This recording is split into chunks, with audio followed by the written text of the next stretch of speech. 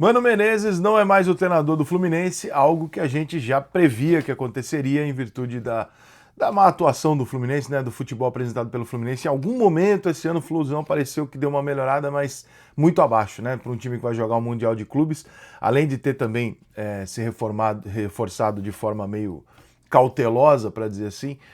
O Fluminense não vai para o Mundial sonhando com grandes feitos e tal, pelo menos nesse momento, porque parece que o time não funcionou tão bem em nenhum momento. Esse ano é que teve um momento ali, às vésperas do primeiro Fla-Flu, que o time pareceu dar uma melhorada, mas não conseguiu. É verdade que perdeu o Ganso, teve vários problemas durante esse percurso, mas o Fluminense não conseguiu, em 2025, transformar aquele desespero de sair do rebaixamento numa melhora progressiva de um futebol evoluindo e tal. Então parecia razoável imaginar que o Mano Menezes não ia ficar no cargo. O ponto principal é a primeira rodada do Campeonato Brasileiro. Você acabou de ter uma data FIFA e, portanto, um período de preparação.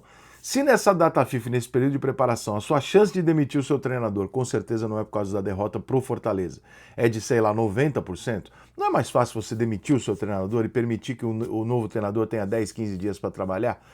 Que sejam 10, mas que tenha 10 dias para chegar, se apresentar, conhecer, trabalhar e tentar implementar alguma coisa, do que você trocar o pneu com o carro andando agora, com jogo de Sul-Americana, Campeonato Brasileiro, etc., tudo acontecendo, faltando um mês e pouco aí, 2 meses para o Mundial, você ter todo esse processo para trocar de treinador.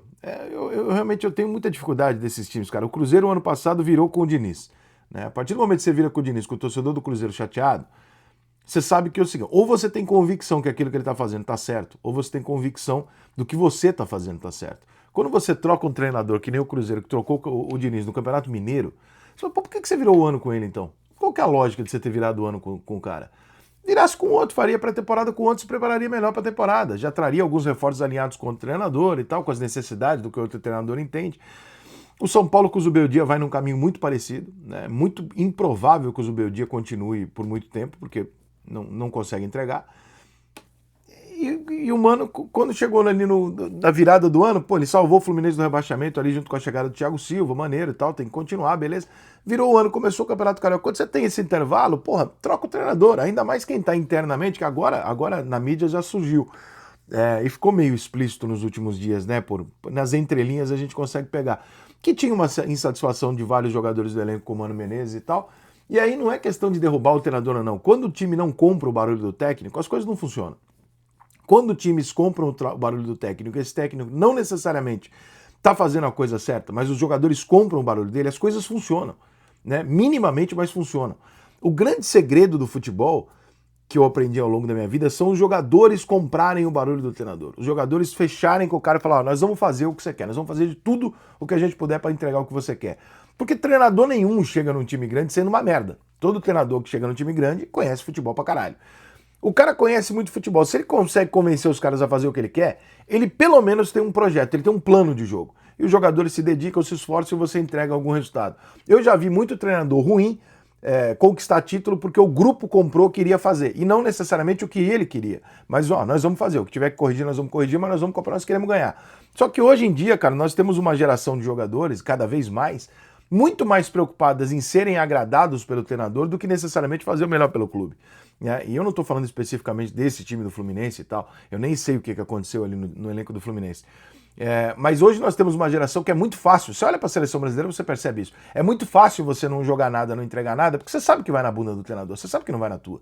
Você sabe quem vai rodar o cara e não você. Quem vai ser questionado no final das contas é o cara. Então, ficou fácil para o jogador de futebol nesse sentido.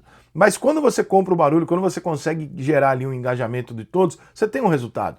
Então eu acho que o Fluminense deu um mole de não ter tido peito, talvez, de demitir na hora que ele entendeu agora nessa pausa e falar, cara, não vai ser isso e tal, então vamos trocar. Ou então tem entendido que não tem um nome e aí vai ficar agora buscando o nome no mercado. Acho difícil, acho que quando você tem um treinador na situação do Mano, que já tá ali na corda bamba, você já tem os nomes, né? Como com certeza a seleção brasileira já tinha todos os nomes antes do jogo contra a Argentina.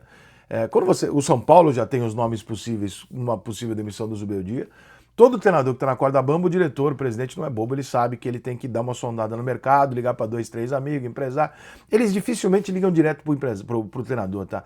Quando a seleção brasileira, quando a imprensa fala assim, a seleção brasileira já está conversando com o Jorge Jesus, com não sei quem, a CBF não tinha nenhum contato com o Jorge Jesus. Ela não tinha feito, eu não sei se fez ontem, mas até ontem não tinha contato com o Jorge Jesus.